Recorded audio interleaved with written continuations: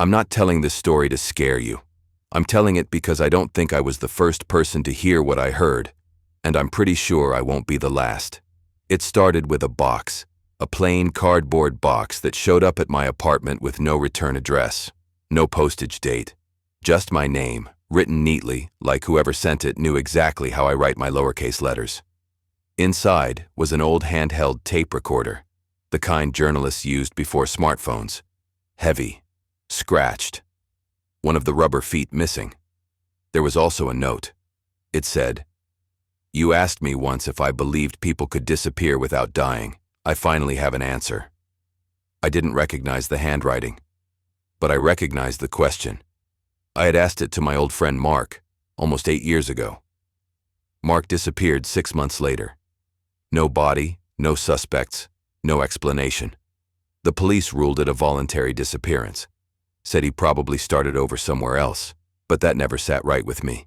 Mark didn't believe in starting over. He believed in finishing things. I turned the tape recorder over in my hands. There was already a cassette inside, no label. I should have stopped there. I didn't. I pressed play.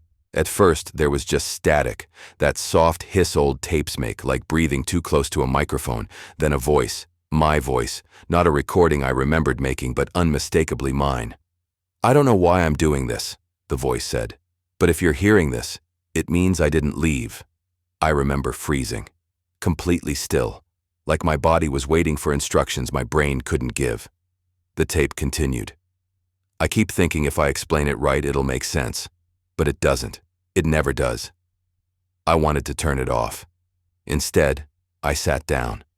The voice, my voice, started describing my apartment, down to details that were wrong now, but right years ago.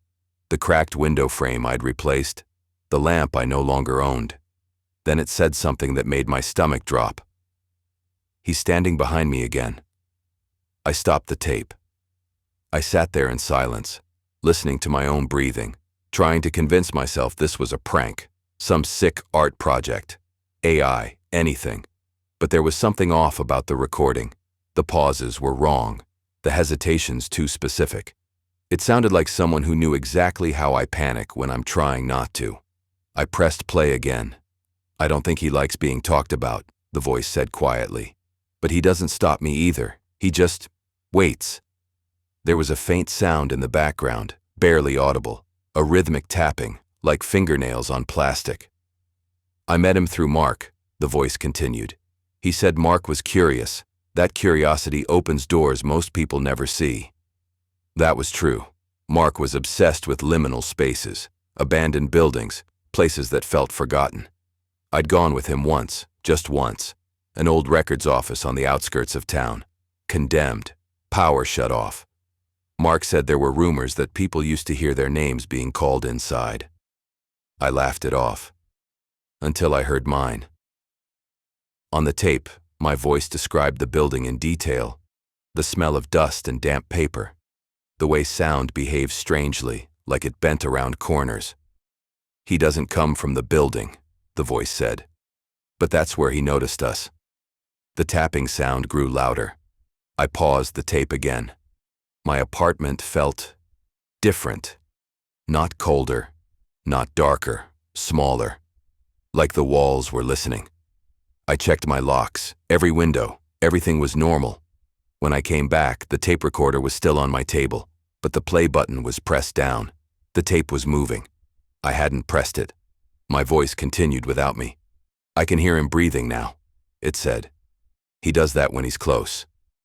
I picked up the recorder with shaking hands. There was breathing, not mine, slow, controlled, patient. I ripped the cassette out and threw it across the room. The breathing stopped instantly. I didn't sleep that night. The next morning, I took the tape to a friend of mine who works in audio restoration. I didn't tell him where it came from, just asked if it could be edited. He listened for about 30 seconds. Then he took the headphones off and asked me very calmly if I was okay. I asked why. He said, "Because there's a second voice under yours. It's been filtered out, almost like it didn't want to be heard." He isolated it. I wish he hadn't. It wasn't speaking words. It was counting, slowly, like it was measuring time by listening. My friend handed the recorder back and told me to take it somewhere else, somewhere far away from him. That night, I dreamed of Mark. He was standing in a hallway that stretched too long to see the end. He looked thinner, older.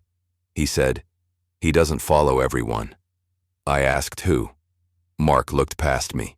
"He follows listeners." I woke up to the sound of tapping, not on plastic, on wood. My bedroom door, 3 slow taps. Pause, 3 more. I didn't move. The tapping stopped. Then I heard my own voice on the other side of the door. "Don't open it," it whispered. "He learns faster when you look at him." I don't know how long I stayed there. Eventually, the voice walked away. The next day, the box was gone. So was the tape recorder.